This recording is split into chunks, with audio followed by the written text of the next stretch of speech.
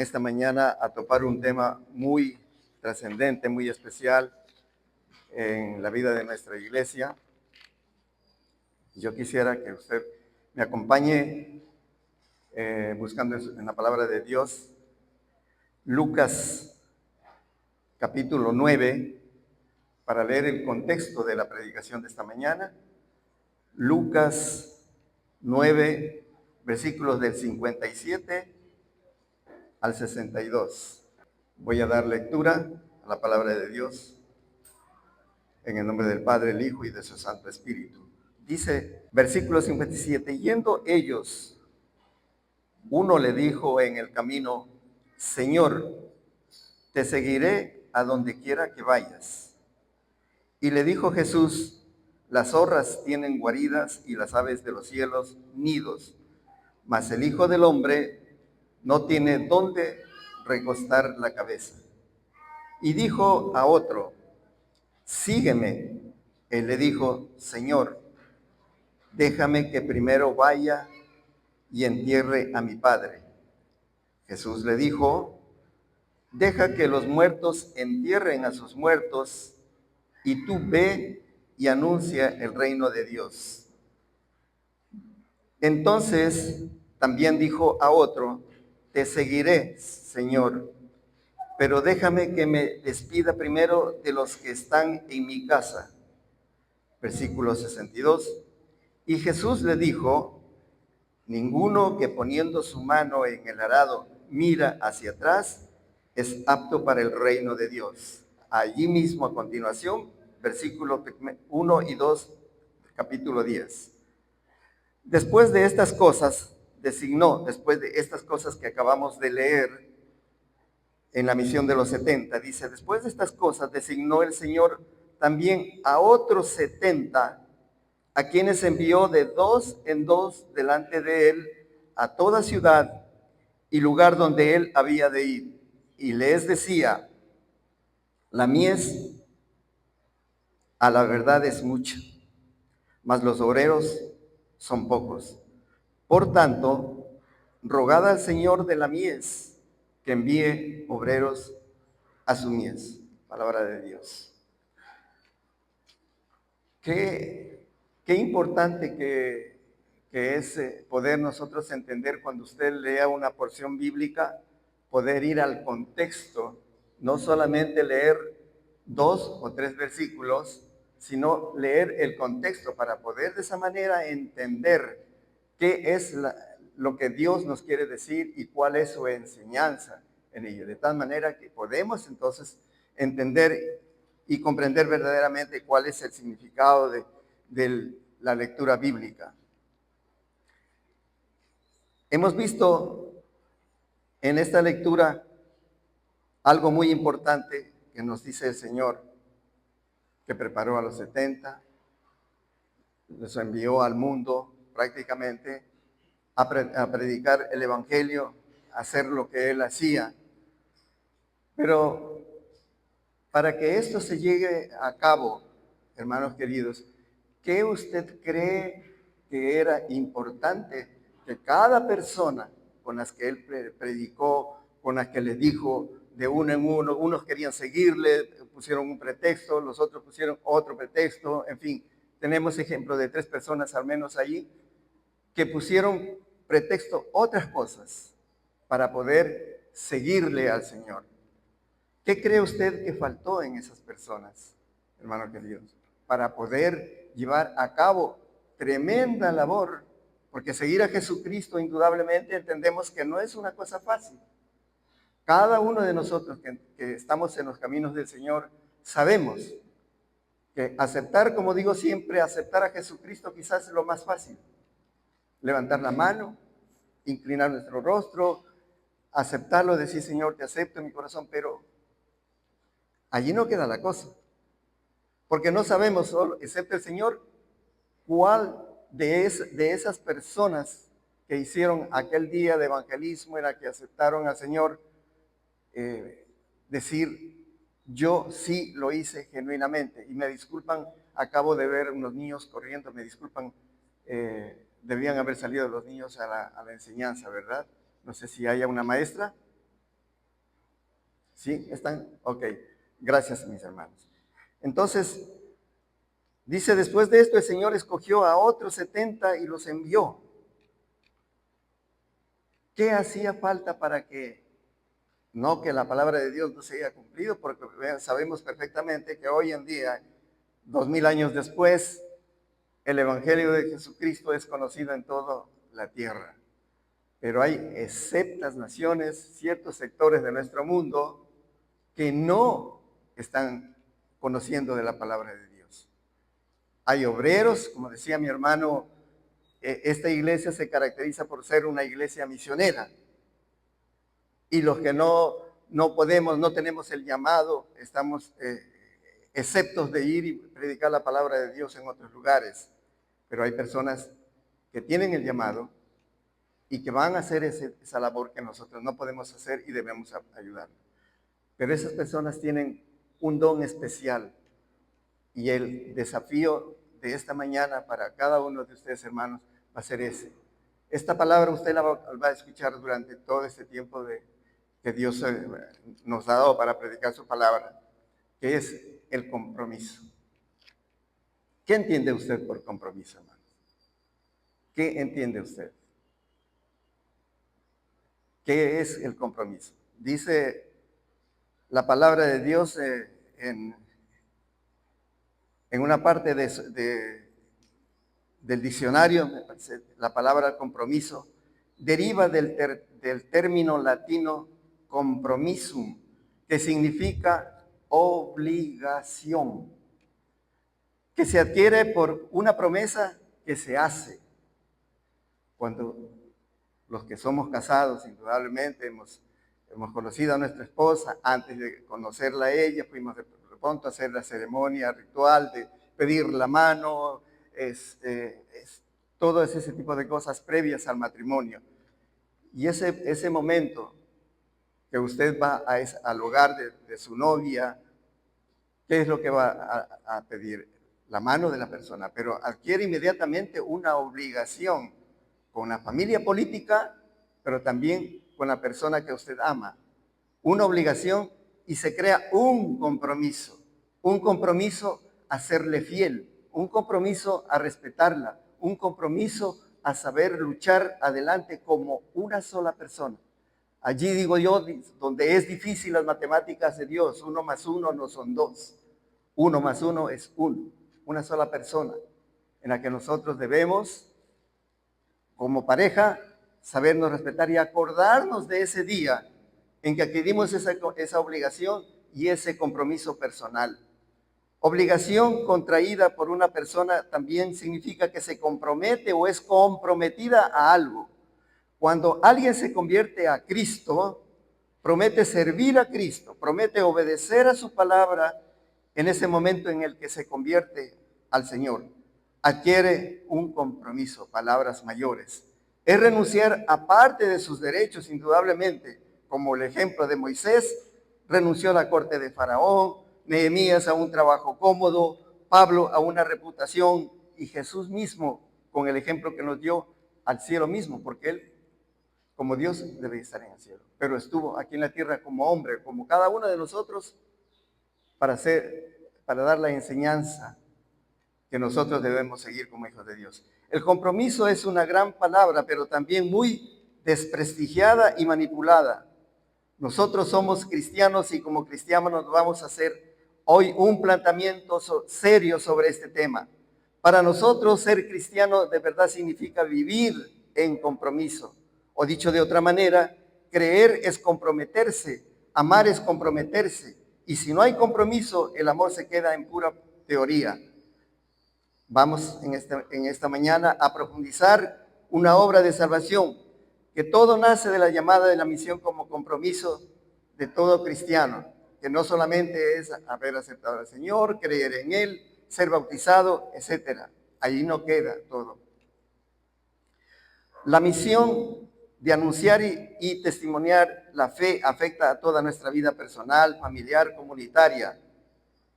Como hijos de Dios estamos obligados nuevamente a llevar la palabra de Dios a donde quiera que nosotros vayamos. Pero ¿quién habla mejor que nuestras propias palabras? Es el testimonio personal. Donde quiera que nosotros vayamos, siempre digo, al cristiano en los barrios en donde usted vive, siempre nos están mirando con lupa, a ver cómo nos vestimos, cómo caminamos, qué hacemos, qué deporte practicamos, cómo nos llevamos con el vecindario, etcétera, etcétera, etcétera. Las palabras convencen, dicen dicho, pero el ejemplo arrastra, ¿verdad? Porque es más importante. A veces nosotros no tenemos la facilidad de palabra para llevar el evangelio a una persona. Tenemos temor de hablar de pronto, porque no hemos sido capacitados, indudablemente, ¿verdad? Pero el ejemplo nuestro es el que lleva personas a Cristo, porque ven ese cambio, esa persona. ¿Qué hace esta persona para que sea diferente? Dicen, ¿verdad? ¿Qué come? ¿Qué trabaja? ¿Qué hace? Es nuestro testimonio personal y el que debemos indudablemente cuidarlo a como dé lugar, porque no solamente al dar un mal ejemplo, estamos dando un mal ejemplo y un mal testimonio de la iglesia a la que asistimos. Entonces, dice la palabra de Dios en el capítulo que acabamos de leer de Lucas 10, versículos 10, 1 y 2, dice, la mies es mucha, pero los obreros son pocos. Sabía que las personas comprometidas son constantes, no se desaniman fácilmente, son permanentes, dominantes. El compromiso se ve en las actitudes, en las acciones y las palabras. Ya les decía, las palabras convencen, pero el ejemplo arrastra. Decía Jesús en Juan 14, 21, el que tiene mis mandamientos y los guarda, ese es el que me ama, y el que me ama será amado por mi Padre, y yo le amaré y me manifestaré a él. Si quieres ser un cristiano efectivo, comprometido con el Señor y que cumple su palabra, tienes que comprometerte a qué derechos estás renunciando para alcanzar lo que Dios quiere en su vida y en su ministerio. No se puede ser verdadero cristiano sin comprometerse con Cristo. A veces tenemos que renunciar a la comodidad de nuestro sitio donde vivimos, de nuestra familia, de nuestro trabajo, en fin, de muchas cosas. Tenemos que renunciar a aquello para poder verdaderamente, cuando tenemos en nuestro corazón ese llamado a poder ser testigo del Evangelio de Jesucristo, o donde el Señor quiera llevarnos, tenemos que muchas de las veces sacrificar aquello. Pero el Señor ve todo aquello y el Señor sabe cómo guiarlo, sabe darle la recompensa necesaria para que usted pueda llevar a cabo con facilidad, sin ningún problema, la obra misionera. El compromiso cristiano es una vocación. Vivimos en una sociedad plural y contradictoria, donde se lucha por los valores de las personas y al mismo tiempo donde los valores y derechos de las personas son pisoteados. Se denuncian abusos e injusticias, pero también debemos valorar el esfuerzo y la valentía de todos los que luchan por la dignidad y los derechos de las personas. Todos los cristianos estamos llamados primero a realizarnos como personas, es decir, a ser felices, pero en segundo lugar, estamos llamados a ser felices con otros, no a costa de otros. Esa es la gran vocación del cristiano, ser persona feliz y hacer feliz a los demás. En esta línea, todas las personas creyentes debemos tomar postura y obediencia a Dios. ¿Qué camino quiere Dios que emprenda usted como ser cristiano, como hijo de Dios? Seguirlo, testificar de Él, buscar constantemente el descubrir cuál es la voluntad de Dios en su vida, buscándolo a Él en oración, y es disponer el corazón para la obediencia a Dios a fin de poder realizar lo que Dios quiere en cada uno de nosotros. Aprender a respetar la voluntad de Dios, que no es la misma que nosotros queremos. No todas las personas que están cerca de Jesús están verdaderamente comprometidas con Él. En el Nuevo Testamento, ya lo leímos, encontramos que personas que desean seguir a Jesús, pero tenían otros compromisos, ¿verdad? que el uno tenía que despedirse de su familia, que el otro tenía que hacer alguna otra situación, despedir a un familiar, etcétera, etcétera. Entonces esas personas no tenían ningún llamado verdaderamente. Y usted ve en la palabra de Dios, cuando Dios topa su vida y tiene un llamado, es irrenunciable. Dice la palabra de Dios justamente, los dones y el llamado de Cristo son irrenunciables. Si una persona fue llamado a ser pastor de una iglesia, hermano, eso no es renunciable. Usted no puede renunciar a la obra que Dios le puso en su corazón cuando lo llamó a pastorear una iglesia, a pastorear una obra, por pequeña o grande que ésta sea.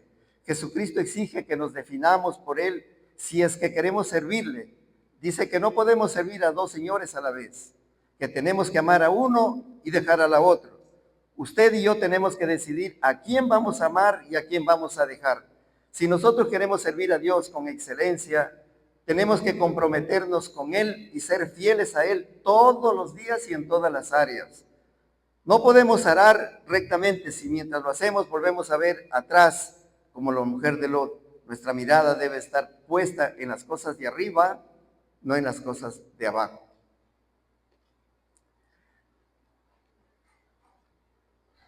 Dice la palabra de Dios en Lucas 3, capítulo 1, buscad las cosas de arriba y no las de abajo, ¿verdad? Buscad las cosas de arriba, que es más importante. Pero a veces nosotros estamos empeñados, quizás por la falta de fe, la falta de esperanza, la falta de confianza en Dios, a ¿qué hago si es que me dedico a la labor de la iglesia y cómo sostengo mi hogar o cómo cumplo con mis hijos en su educación o en lo económico o en lo que sea? Si usted verdaderamente tiene confianza y fe en el Señor, Él va a suplir todas sus necesidades. Pero eso se requiere de mucha fe. El compromiso se vive en comunión y en comunidad. El compromiso a la vocación cristiana la suscita el Señor en favor de la comunidad. Al mismo tiempo, el que se siente llamado por Cristo a ser misionero, también está respaldado por la comunidad. Uno no es misionero a título personal, es un llamado, sino que lo es en nombre de Cristo y en comunión con toda la iglesia, que es la que lo envía a los lugares donde tiene que servir. Los cristianos y la iglesia deben de ser signos de comunión entre los hombres. Comunidad y comunión son dos actitudes que el cristiano debe llevar siempre consigo. Solo desde esta actitud de vivir en comunión y solidaridad es posible hacerle frente al individualismo, a la intolerancia, el enfrentamiento. La vocación del cristiano y del misionero es para la comunidad y es de la comunidad. Los cristianos deben ser testigos de comunión. Así lo hicieron las primeras comunidades cristianas. La comunión es la palabra que mejor expresa lo que debe ser la iglesia. Así se expresa la iglesia, signo de instrumento, de unión íntima con Dios y de unidad con todos los hombres. Lo que significa que la iglesia es mucho más que una institución o un colectivo de personas. La iglesia es un ministerio de comunión en el que Dios está presente y que solo se percibe desde la fe. La iglesia es anticipo y sacramento del reino de justicia y fraternidad anunciado por Jesús. La iglesia es el lugar de encuentro con Cristo resucitado en la celebración de los sacramentos, especialmente en la Santa Cena, donde entramos en comunión íntima con Él. La iglesia es el nuevo pueblo de Dios, convocado para vivir en comunión y manifestado en la realidad de cada comunidad cristiana. La iglesia es la comunidad con la que todos los miembros tenemos la misma dignidad y participamos en un clima de responsabilidad. La iglesia es finalmente el ámbito en el que es posible vivir los valores del evangelio, es decir, servir, compartir, perdonar, orar, acogerse a la voluntad de Dios. No es confrontación, porque todos valoran el privilegio de servir a Cristo, lo toman como algo corriente que no es importante, son más importantes sus cosas que las de Dios, porque no todos comprendemos la magnitud de la obra de Cristo que Él ha hecho por nosotros. No se dan cuenta de dónde nos sacó, de qué nos libró, quiénes fuéramos sin Él, porque no todos somos agradecidos con el Señor. Muchos son como como los 9 leprosos que fueron sanados por el Señor, pero no vinieron a darle gracias por lo menos. Porque no todos entendemos que todo lo que recibimos es por gracia de Dios, no porque Él esté obligado con nosotros para darnos lo que necesitamos. El compromiso con Dios nos hace rechazar todo tipo de pecado. Génesis 3, 35 del 1 al 5 dijo Dios a Jacob: levántate y sube a Betel y quédate allí y haz allí un altar al Dios que te apareció cuando huías de tu hermano Esaú. Entonces Jacob dijo a su familia y a todos los que con él estaban: quitad los dioses ajenos que hay entre vosotros, limpiaos y mudad vuestros vestidos y levantémonos y subamos a Betel y haré allí el altar de Dios que me respondió en el día de mi angustia y ha estado conmigo en el camino en que he andado. El compromiso cristiano se realiza en la misión. Un principio fundamental en la vida es que la esencia de la iglesia es la evangelización y que la iglesia existe para evangelizar.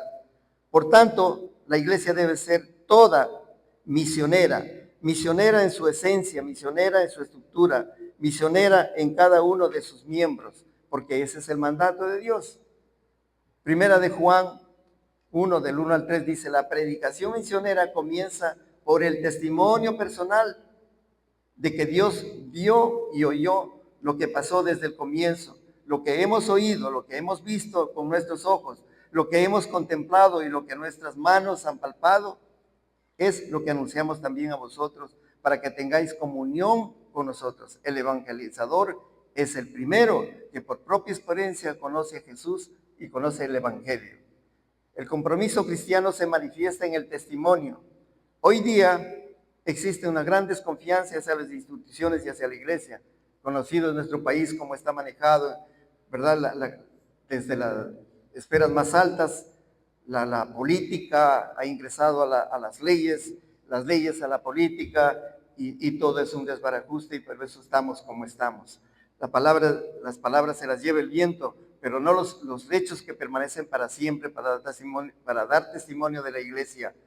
Hay cristianos de nombre, nada más, de bautismo, de culto dominical y nada más. Desde luego que a esto les falta mucho para ser cristianos, porque auténtico cristiano es aquel que se manifiesta en su vida con fe, y su vida deben ir juntos con el compromiso a servir dentro de la iglesia donde Dios le ha puesto. El evangelio nos introduce siempre en una dinámica de cambio y conversión.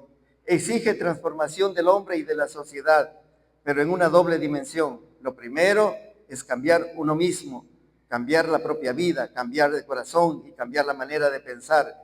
Es el primer paso para poder cambiar la sociedad. Lo segundo es cambiar las estructuras injustas que son los que generan todos los males que nos aquejan, nos afligen: el hambre, la pobreza, guerras, desempleo, marginación, etc. Debemos hablar menos y escuchar más. Practique la virtud del diálogo con aquellos de los que están más alejados. Estos pueden ser familiares, vecinos, emigrantes. Hoy día nuestro país está lleno de inmigrantes, ¿verdad? Debemos también ser una mano que ayuda y apoya a aquellas personas que no tienen bajo un techo donde dormir, alimento, ¿verdad?, para sus hijos. En las calles vemos llenas de gente pidiendo caridad. Debemos, como cristianos, como hijos de Dios, también tener una misión. En Quito y en Guayaquil he visto iglesias que tienen una misión especial para ayudar justamente a estas personas. Preparan comida todas las tardes y llevan un pequeño panfleto evangelizador y reparten al igual que los alimentos. El cambio es muy importante dentro de la iglesia. Mire lo que el cambio pudiera ser dentro de la iglesia. Dice este pasaje, este tema que se topó en una conferencia sobre evangelización. Si yo cambiara, cambiaría el mundo y la iglesia. Si yo cambiara mi manera de actuar ante los demás, los harían más felices. Si yo deseara siempre el bienestar de los demás, yo sería también más feliz. Si yo comprendiera plenamente mis errores y defectos, sería humilde y comprensivo con los otros. Si al comprender mis errores, defectos, tratara de cambiarlos, ¿cuánto mejoraría mi hogar y mi ambiente familiar? Si yo cambiara el tener más por ser más, ¿cuánto más dichoso sería? Si yo cambiara de ser yo a ser nosotros, comenzaría la civilización del amor. Si yo decididamente seguir a Jesús y su evangelio, comenzaría a vivir la verdadera felicidad. Si yo amara en serio a los demás, ellos cambiarían. Si yo cambiara mi manera de pensar hacia los otros, los comprendería. Si yo aceptara a todos como son, sufriría menos. Si yo criticara menos y aplaudiera más, ¿cuántos amigos ganaría? Si yo encontrara lo positivo en todos, ¿con qué alegría los trataría? ¿Ha oído usted ante esta reflexión acerca del programa? Algún momento lo compartí cuando tuvimos aquí el inicio del programa que vivimos ahora. Se me va el nombre, Revitalizados 360. Les hablaba y les compartía yo acerca de este tema justamente. La regla del 90-10. Lo ha leído tal vez usted en algún artículo cristiano, indudablemente, de qué se trata esta regla. Donde les ponía yo el ejemplo, no sé si usted recuerda, les ponía el ejemplo de ese carrito llamado iglesia, ¿verdad? Donde un 30% estaba adelante poniéndole obstáculos a ese carro que no camina. 30% estaba atrás empujándole. ¿Cómo va a caminar si adelante hay obstáculos? Y otro 30% estaba cómodos dentro de la iglesia, haciéndole barra al uno y al otro. A los de atrás, empuje, hermano, ¿qué pasó? Empuje. Al otro, tírele más piedras adelante para que ese carrito llamado iglesia no camine. Pero 10%, hermano, 10% de ese total son la gente y las personas que verdaderamente están aferradas al compromiso con Jesucristo y son las personas que hacen caminar a la iglesia. Es fácil, les decía yo, usted saque cuenta aquí de nuestra congregación. ¿Cuántas personas somos? ¿Y cuáles son las personas, ese 10% que hace caminar a la iglesia? Hermano querido, eso puede pinchar nuestra piel de vergüenza por las excusas personales que muchas personas, muchos hermanos tienen. Seamos algo honestos por un momento. Servir no es sugerido por la palabra de Dios, es ordenado. Y muchos de nosotros no tienen un firme compromiso en este privilegio cristiano que les ha sido dado como regalo por el dador supremo. Dios, el Espíritu Santo mismo, derramó un regalo de gracia sobre su vida y sabe que la mejor manera de lograr su propósito glorioso de Dios en esta tierra es servir.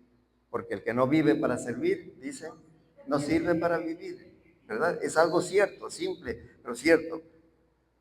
Vea, por favor, le invito a esta porción bíblica, primera de Pedro 4, del 10 al 11. Dice la palabra de Dios y declara en esta parte que cada cristiano debe usar los dones espirituales que Dios le ha dado para servir a otros, actuando como buenos administradores de la gracia divina, y que quienes hablan o sirven deben hacerlo con el poder y la verdad que Dios imparte para que Dios sea glorificado en todo a través de Jesucristo. La palabra compromiso significa muchísimas, son palabras mayores en las que cada uno de nosotros debemos reaccionar, debemos reflexionar. Yo veo en esta mañana a mi hermano haciendo todo el esfuerzo necesario por dirigir el culto.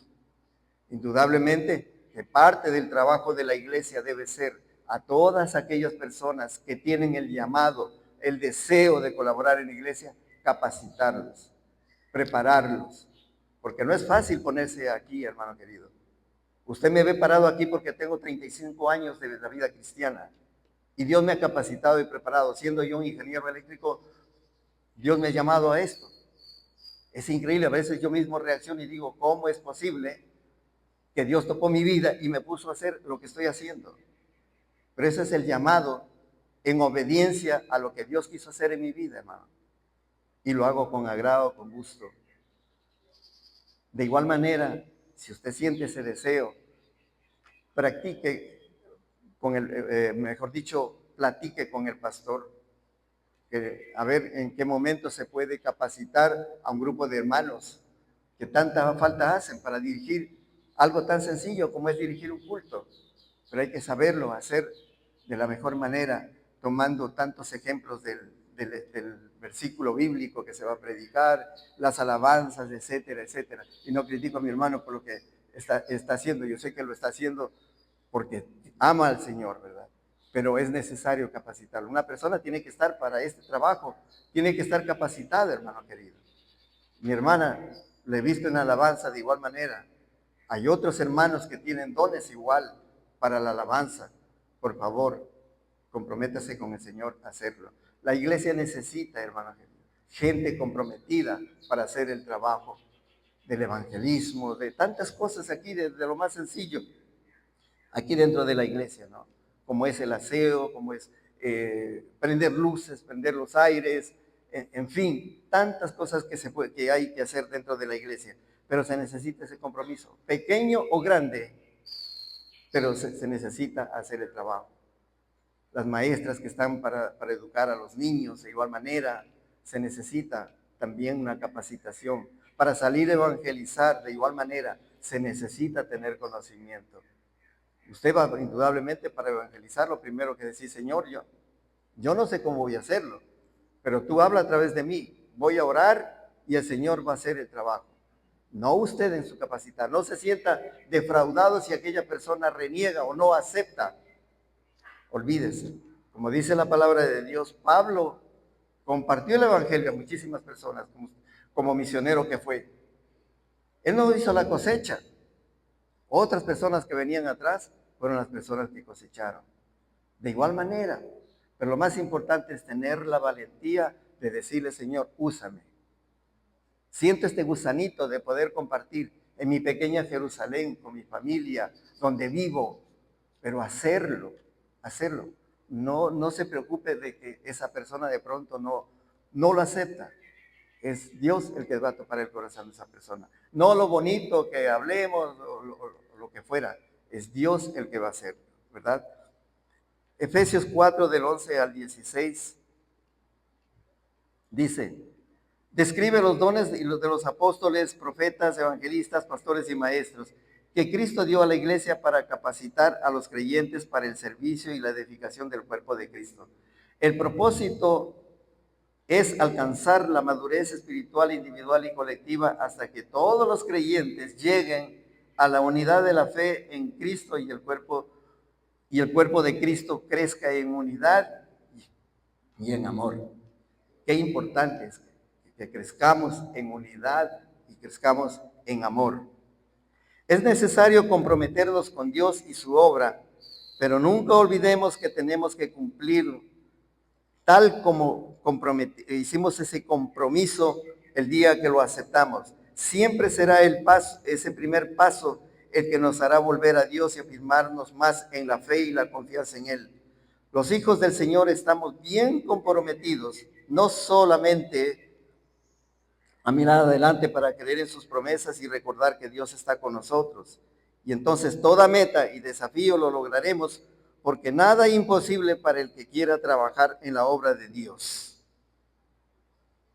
Amén, hermanos. Espero haber compartido con ustedes esta parte muy importante que es el compromiso y que Dios mismo toque el corazón de cada uno de ustedes con aquellos que quieran servir al Señor en las diferentes áreas de la iglesia. Vamos a orar. Dios amado, te damos gracias esta mañana, Señor, porque nos has permitido compartir, Señor, tu palabra. Nos has permitido, Señor, mediante las alabanzas, darte gracias, Señor, orar por todo lo que tú haces en nuestra vida diaria, Señor. Te agradecemos, amado Dios, en esta hora, por los hermanos que se encuentran en Santa Rosa, acompañando en el aniversario de la iglesia de Santa Rosa. Padre, tráelos de regreso con tu protección y tu cuidado. Y a cada uno de nosotros, nuestras familias, en esta semana, Señor, te pedimos que estés con nosotros, que nos protejas, nos cuidas de la delincuencia en especial que mina nuestros barrios. Amado Dios, que nos cree incertidumbre y que hasta problemas psicológicos nos causa, Señor amado, porque no podemos vivir con la incertidumbre de qué es lo que va a pasar en nuestros barrios, de dónde va a reventar un artefacto, de dónde van a haber muertes, etcétera, etcétera. Señor, ten misericordia de nuestra patria, Señor. Hemos orado esta mañana, Señor, por la patria, Señor, en especial, porque tú les des, Señor, visión de lo alto, Señor, a los gobernantes, para que puedan, Señor amado, buscar ayuda donde sea necesario buscar ayuda en otro lugar, en otras naciones, y podamos, Señor mi Dios, volver a vivir en paz, volver a vivir, Señor, en armonía, en comunidad, Señor, como tú lo deseas y como tú lo anhelas, Señor. Perdónanos, Señor, nuestra desobediencia, perdona, Señor, no hemos sido obedientes en hacer la parte que nos corresponde a nosotros, Señor. Padre, en esta mañana yo te pido también que topes el corazón de aquellos hermanos, Señor, que sientan el deseo de servirte aquí dentro de la iglesia, Señor. Hay tanto trabajo que hacer, como dice tu palabra, la mies es mucha, los obreros son pocos. Padre, toca a aquellos, Señor, personas que puedan, Señor, hacer la cosecha, Señor amado. Capacítelos, bendícelos, Señor amado. Tú toma control de todas aquellas personas, de aquellos hermanos, Señor, que salieron de esta iglesia como misioneros y están dándose testimonio en diferentes partes de nuestra América, también del mundo, Señor. Permite, Señor, que cada uno de ellos en sus respectivos lugares, Señor, tú les estés protegiendo y bendiciendo. Bendice al hermano Floyd, nuestro misionero, amado Dios, y bendice a nuestro pastor en Santa Rosa y a todos los hermanos que están acompañando en este trabajo de aniversario. Te damos las gracias por esta semana, Señor. Danos salud, danos vida para poder cumplir nuestras obligaciones y responsabilidades. En el nombre de Cristo Jesús te damos las gracias. Amén y amén.